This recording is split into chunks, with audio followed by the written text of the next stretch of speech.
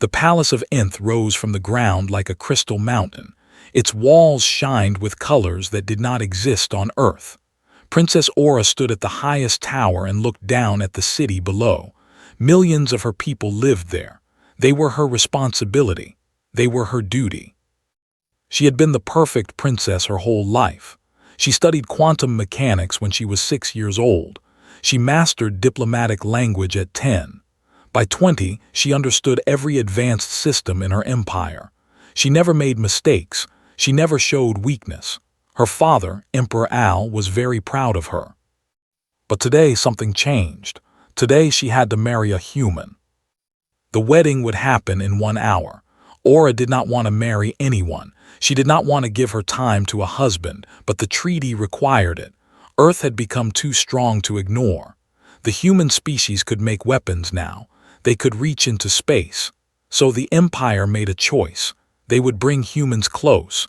They would control them through alliance. And Aura had been chosen. The human's name was Jake Harrison. He was a military commander. The information said he came from a place called New York. His record showed he was good at his job, but he was still human, still simple, still beneath her in every important way. Aura's mother, Queen, entered the tower room. Her mother was kind, but even kindness could not change facts. The humans were lower. Everyone knew this. "You are ready?" Queen asked. Her voice was soft but firm. "I am ready," Aura said. She did not show her feelings. A princess did not show weakness.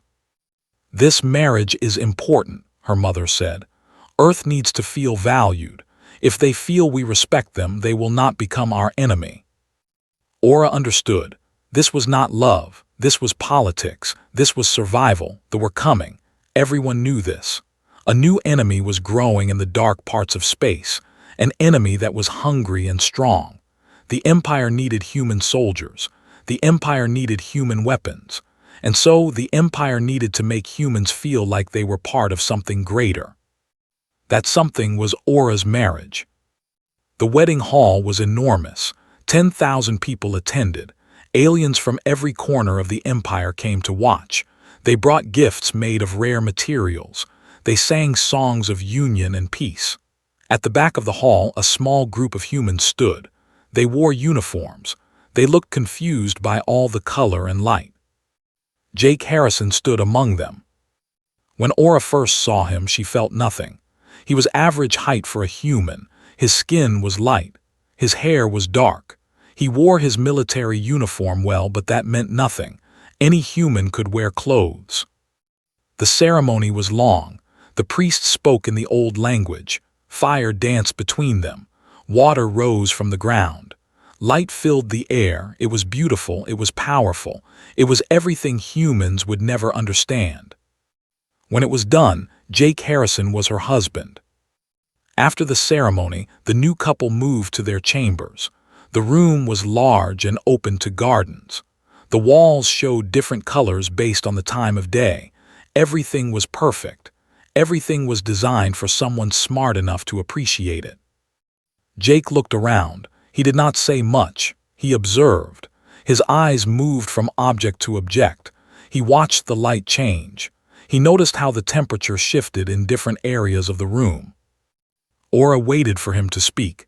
Humans always talked. They always asked questions. They always wanted things. But Jake said nothing. "You should rest," Aura said. "Tomorrow I will explain how things work here." Jake nodded. "Thank you," he said. His voice was calm. It had no emotion. That night Aura attended a council meeting. Emperor Al sat at the head of a long table. The greatest minds of the Empire sat around it. Admiral was there. He was in charge of the military. Chancellor Dross sat next to him. Dross was ambitious. Dross wanted power, but the Emperor kept him close because even ambitious men could be useful. "How was the marriage?" Admiral asked Aura. "It served its purpose," she said. "The human seems willing to adapt." Chancellor Dross made a sound of disrespect. "The human is a soldier. His mind is simple. He will follow orders. That is all we need from his kind." The other council members nodded. This was the truth everyone accepted.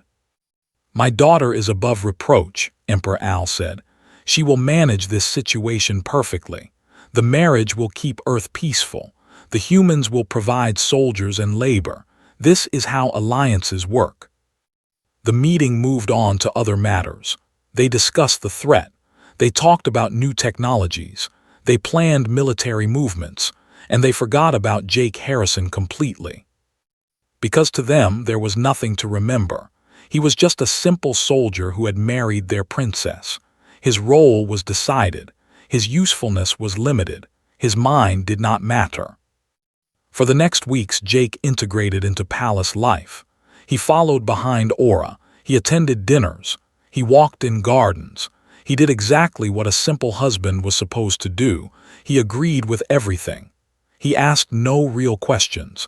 He seemed content to exist in the background. Other aliens noticed him sometimes. They would laugh. They would comment on how the great princess had married someone so basic. Some felt pity for her. Others thought it was funny. But Jake noticed everything. He studied the palace security systems. He understood how the defenses worked. He learned the schedule of the guards. He watched how decisions were made in the council chambers. He listened to conversations in hallways. He asked servants innocent questions that seemed foolish but revealed important information. An alien guard asked him one day, "Do humans understand technology?" Jake smiled. "Not very well," he said. "We have much to learn." But he already understood the technology better than the guard did. A scientist asked him, "What is Earth like?" Jake described it simply. He talked about weather. He talked about danger. He talked about how humans had to survive against things stronger than them. He talked about how humans learned to be efficient because they could not waste energy. The scientist nodded politely and forgot about him. But Aura noticed something. One evening she found Jake in the library. He was looking at military strategy documents. This was not forbidden. He was her husband. He had access to everything. But it was strange. It was unusual. "Do you want to understand our military?" she asked. "If you want to teach me," Jake said. His answer was perfect, not too eager, not too indifferent, just right. "Perhaps," she said, "when I have time." But she did not have time. She was busy with her duties. She was busy being the perfect princess. And Jake continued to watch. He continued to learn. He continued to seem simple. The palace continued to ignore him. Until the day everything changed. Until the day they attacked, and suddenly everyone realized that the simple soldier was not simple at all. The alarm broke through the night like a scream. Aura woke instantly. She moved from her sleep pod to the control panel in their chamber. The screens showed red. The screens showed danger. 3 colonies had been attacked at the same time. They had come from nowhere. Waves of their ships filled the space above 3 different worlds. The Empire had not seen them coming. The Empire's sensors had missed them. This was impossible. The Empire's technology was perfect. The Empire's defenses were perfect. But they were attacking anyway.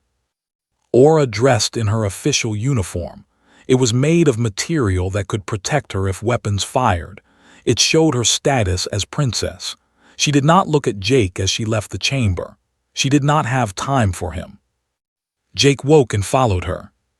The council chamber was chaos. Officers moved quickly. Screens showed battle footage. Ships were dying. Soldiers were fighting. And the aliens were losing. Emperor Al sat at the head of the table. His face showed nothing, but his hands held the edge of the table too tightly. Admiral stood and shouted orders into communication devices. Chancellor Dross watched everything with cold eyes. Aura entered and went to her father's side. She was his daughter. She had the right to be in this chamber. Jake stood at the back. No one had invited him, but no one stopped him either. "We must respond with full force," Admiral said.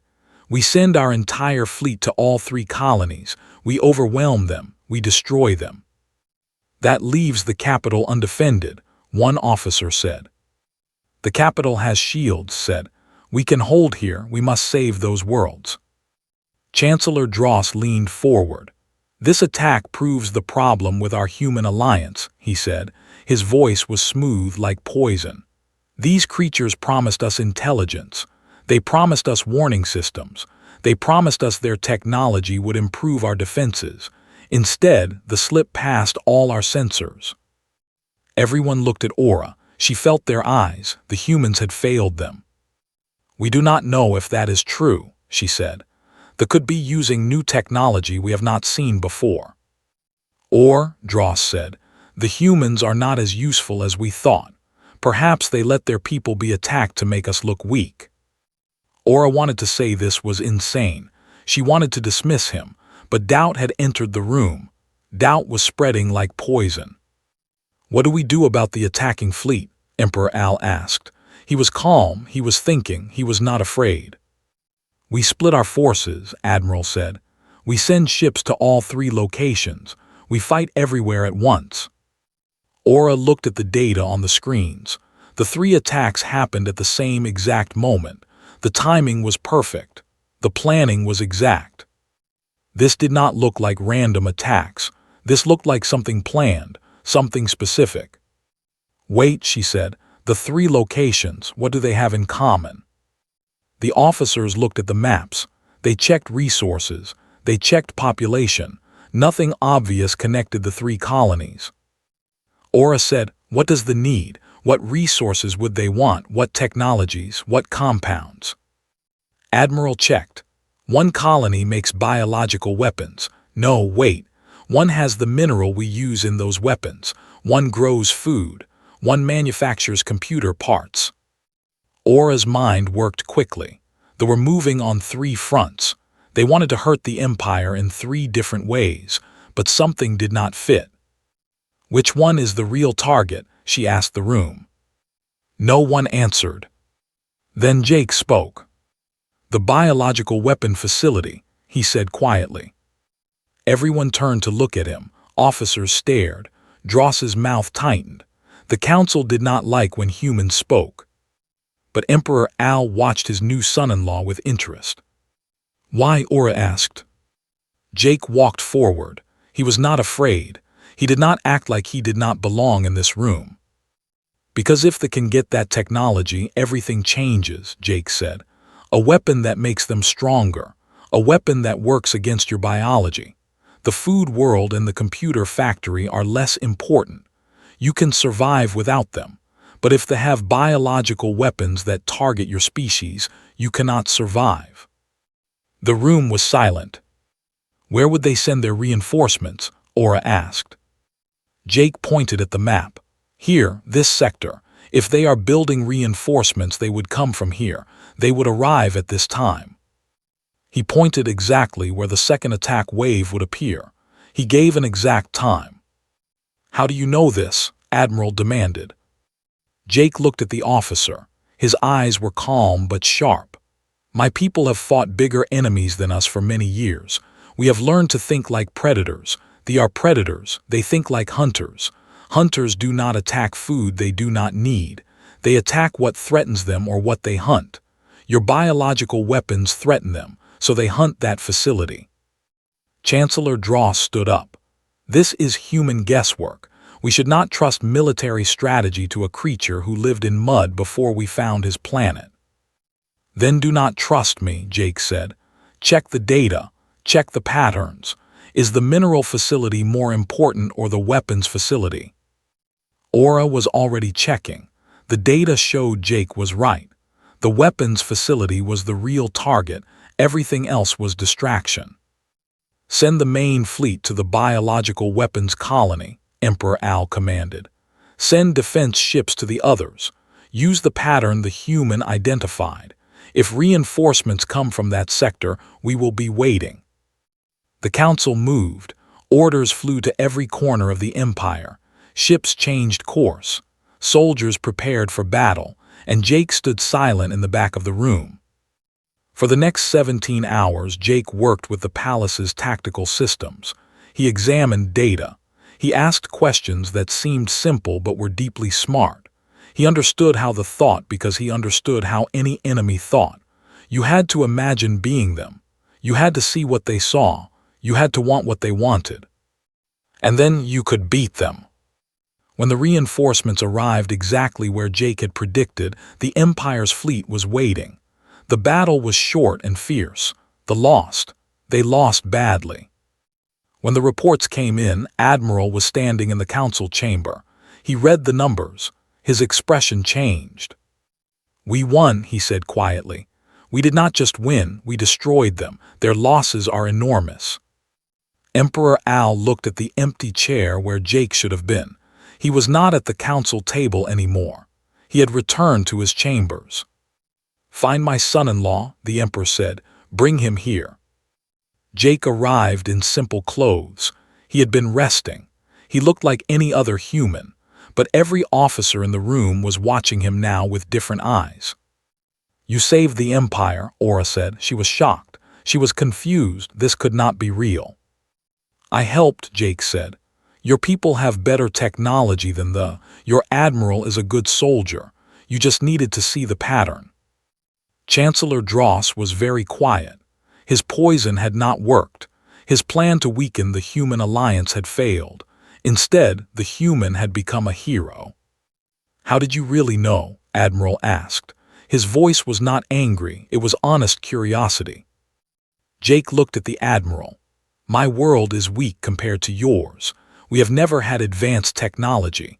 We have always been surrounded by larger and stronger enemies. So we learned something your people may have forgotten. We learned to think like predators. We learned to understand what enemies want. We learned to survive by being smarter when we could not be stronger." The council listened. They heard the truth in his words. Aura looked at the man she had married, the man she thought was simple, the man she had ignored for weeks. She had been wrong about him. And now everything would change. Dr. Hayes stepped from the human transport ship like he owned the ground beneath his feet. He was tall for a human. He was old. He had the kind of face that had seen many wars. Aura met him in the formal chamber. She had never spoken to a human other than Jake. She did not know what to expect. "Dr. Hayes," she said formally, "you have come to discuss the next phase of our alliance." "I have," he said. His voice was rough but honest. "And I need to speak with Commander Harrison alone first." Aura felt something strange in her chest. Jealousy, perhaps, or curiosity. She did not know. She gave them a private room. Behind the sealed door, spoke in English with Jake. They used a language that Aura could not fully understand.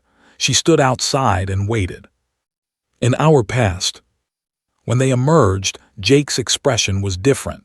He looked tired. He looked like something heavy was now pressing on his shoulders. "What happened?" Aura asked. "Nothing," Jake said, but it was not true. The next morning, Aura found them talking again. When she entered the room, Jake stood up. "You need to know something," he said, "all of it." He told her everything. Earth had sent him for a purpose. He was not just a soldier. He was an intelligence officer. He had been instructed to study the Empire, to understand its weaknesses, to report back to the human governments. He had been sent to gather data, to find out if aliens could be trusted, to find out if they should be.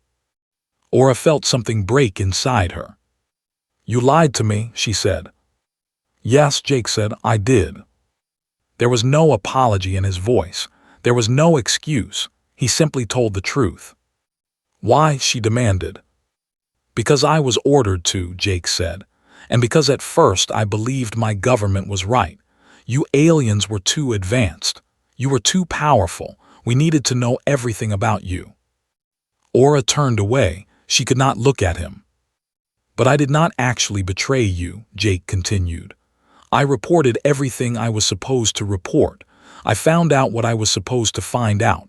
Then I made a choice. I realized something." Aura waited. "They are coming," Jake said. "Everyone knows this.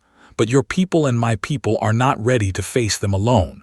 But together, we are stronger. A real alliance is stronger than a pretend one. And so I chose to work with you honestly instead of against you secretly." "You chose to keep lying," Aura said. "Yes," Jake admitted. "I did. That was wrong. I am telling you now." That night they sat in their chamber. The air was cold between them. Aura could not decide what to feel. "Tell me who you really are," she said. So Jake told her. He was born on a harsh world, a world where water was scarce, where the sun burned too hot, where predators hunted humans every day.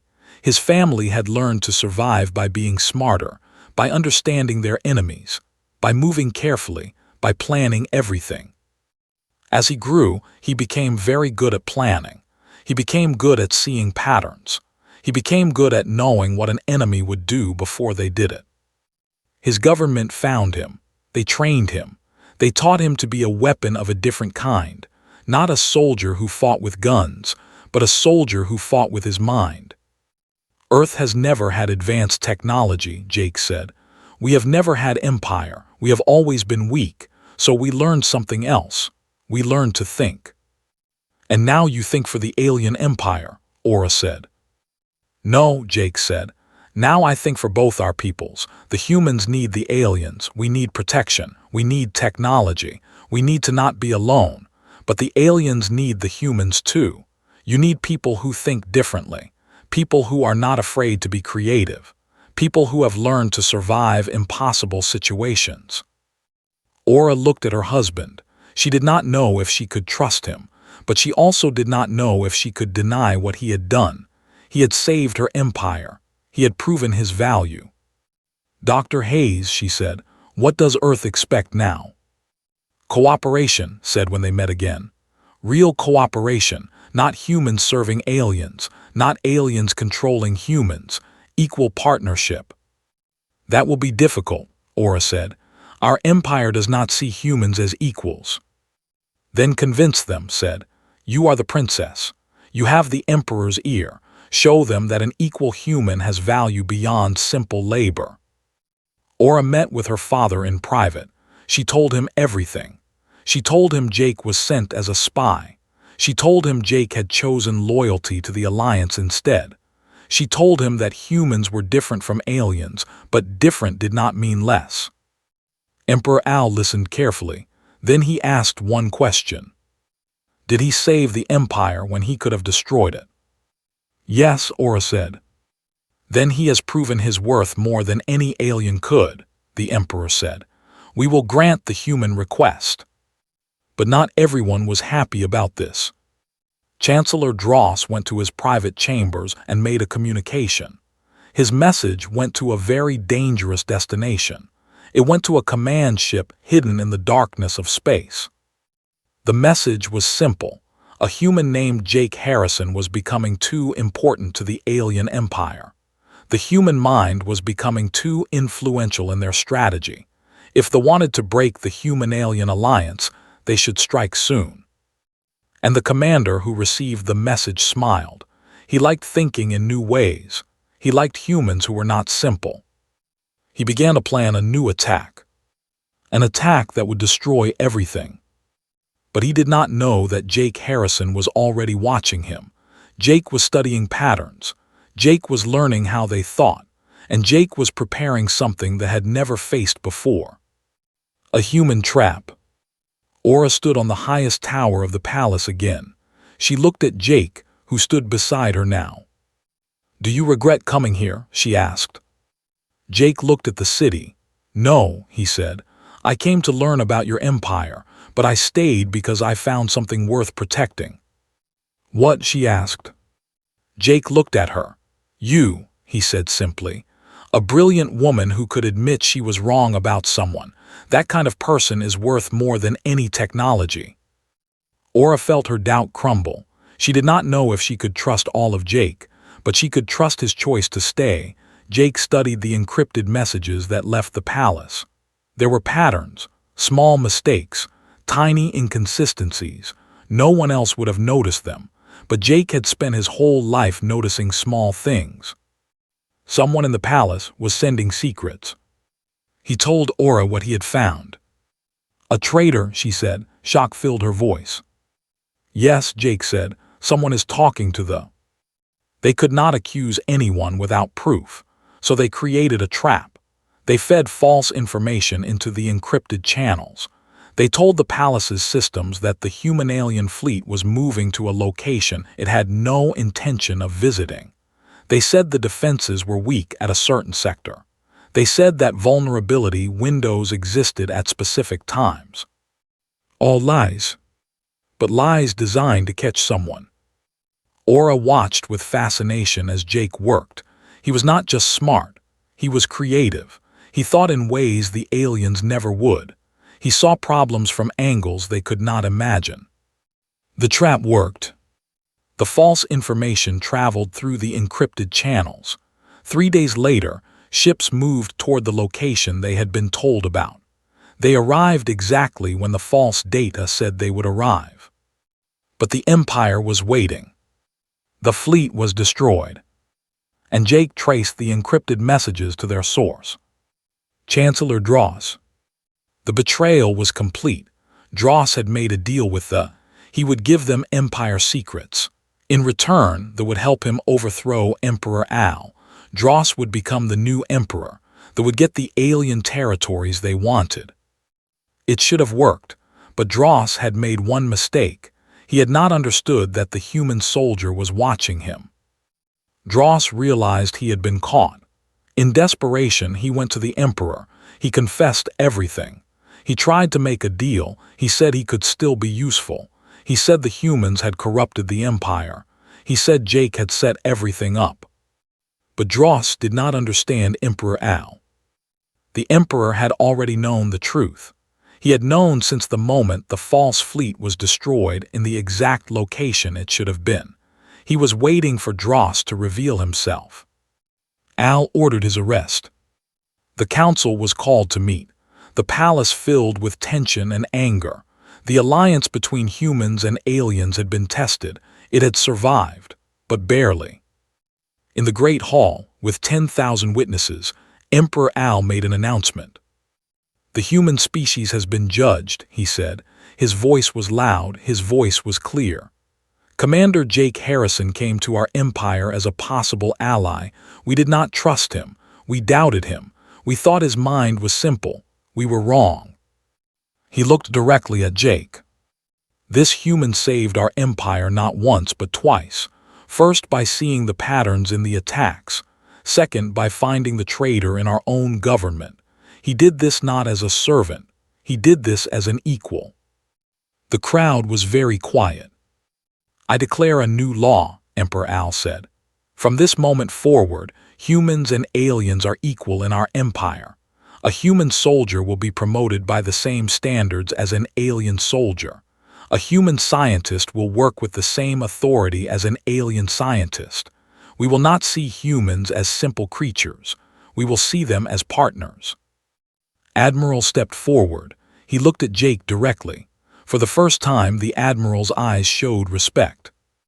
I was wrong, saying this cost him. Alien pride was not easy to swallow, but he did it. I did not believe humans could think. I see now that I was the one who did not think clearly. The human taught me something. Strength does not come from advanced technology. Strength comes from the mind. Aura stood beside Jake. She was proud. She was also something else. Something she did not have a name for, but the feeling was strong. The feeling was new. That night the palace celebrated. Music played. Food was served. The humans who lived at the palace finally felt welcomed. They had always been guests. Now they felt like they belonged.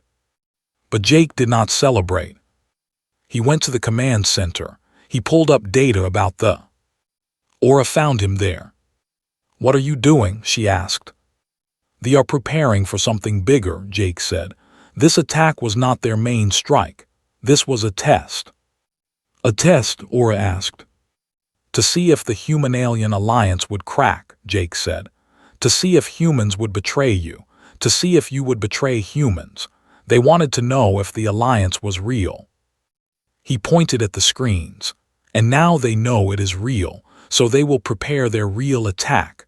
The one that will not be a test. The one that will be the final strike.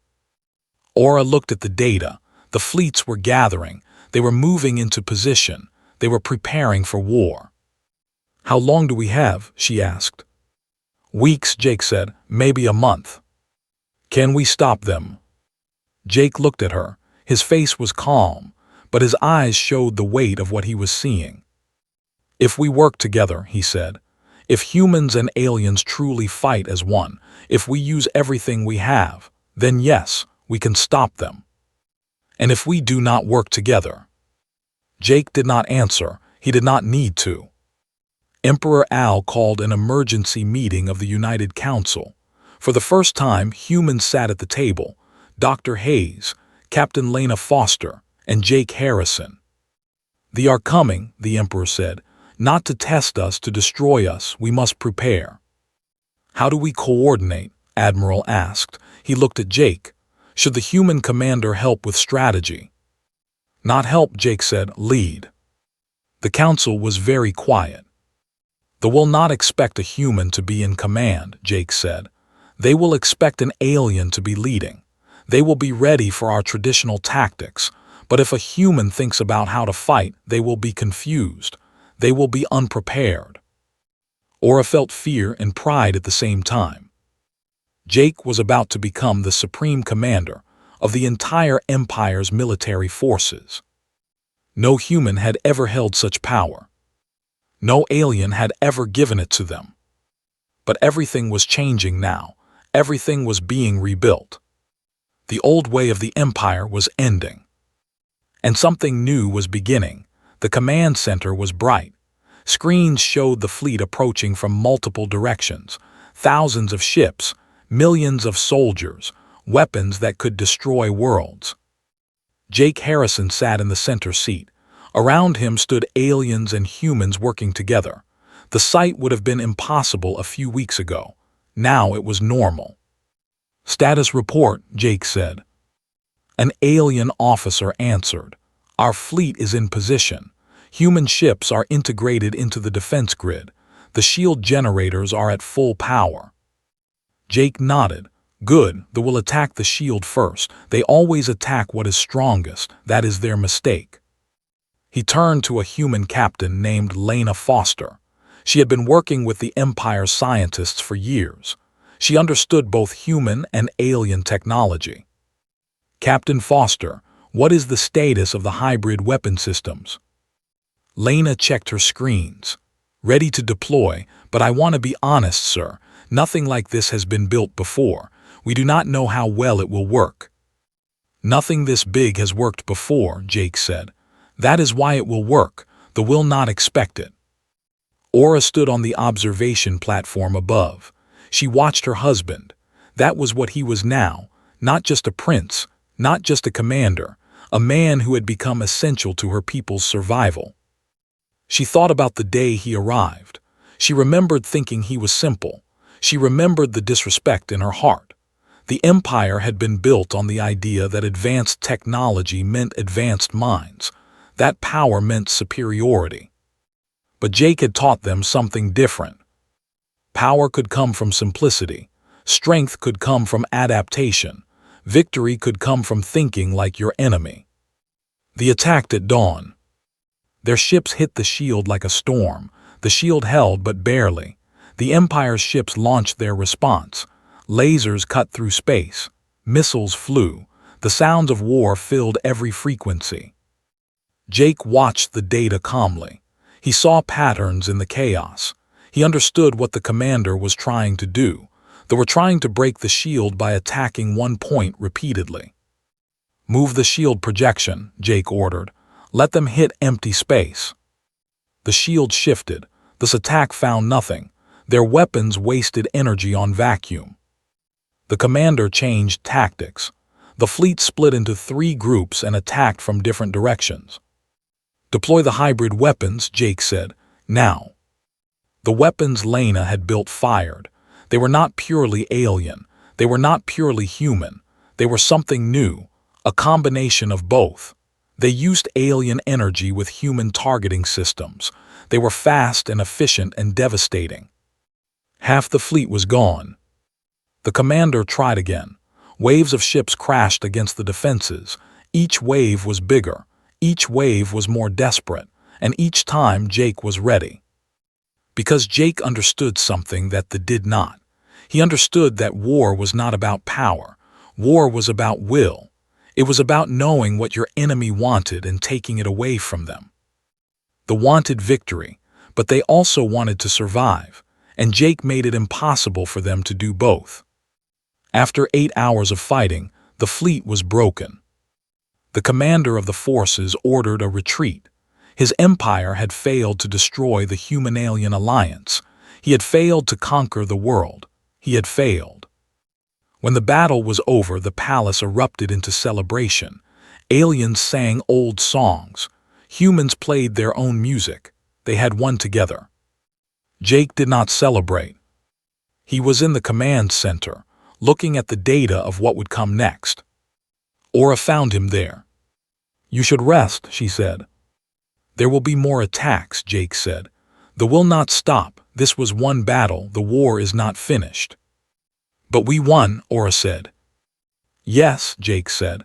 "We did, because we thought together, because we did not see the other species as weaker or stronger.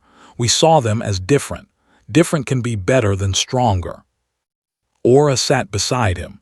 For a long time they did not speak. They just looked at the screens together. "Do you regret anything?" she asked finally. Jake thought about this. "I regret lying to you at first. That was wrong. Everything else I have done, I would do again." "Even if it meant your life?" she asked. "Even then," Jake said. 3 months later, the Empire had changed completely. The Council now had equal representation of humans and aliens. The military command structure had humans and aliens working at every level. Joint research teams were developing technology that neither species could have created alone. Human ingenuity combined with alien knowledge. Human adaptability combined with alien power. The results were extraordinary. In the palace library, Jake met with scientists from both species. He did not have advanced knowledge of their science, but he had something else. He had the ability to see problems from a new angle. When an alien scientist was stuck on a physics problem, Jake would ask, "What if you are thinking about this the wrong way? What if you stopped trying to solve it and just tried to work around it?" This thinking caused a breakthrough, a new propulsion system that was more efficient than anything before. Emperor Al asked Jake to be the head of the Joint Council. Jake refused. "Why?" the Emperor asked, surprised.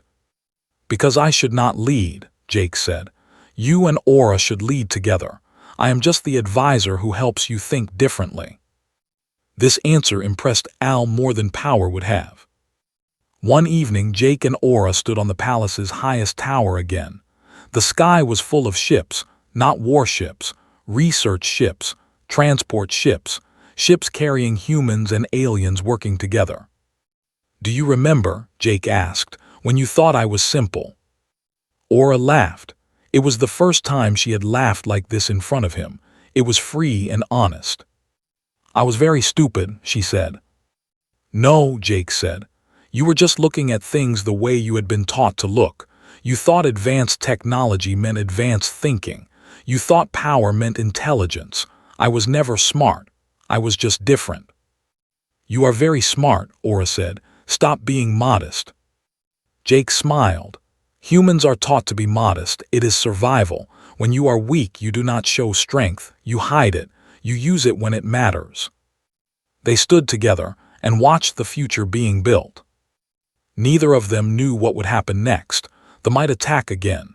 New enemies might appear. The Alliance might face challenges that seemed impossible. But they would face them together. A human and an alien, a simple soldier and a brilliant princess. They had found strength in their differences.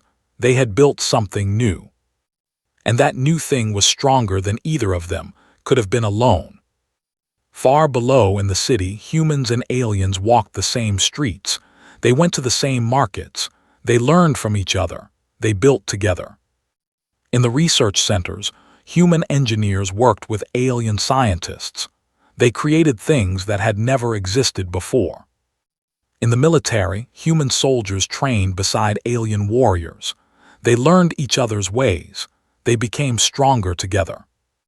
The old empire was gone. The old ideas were gone.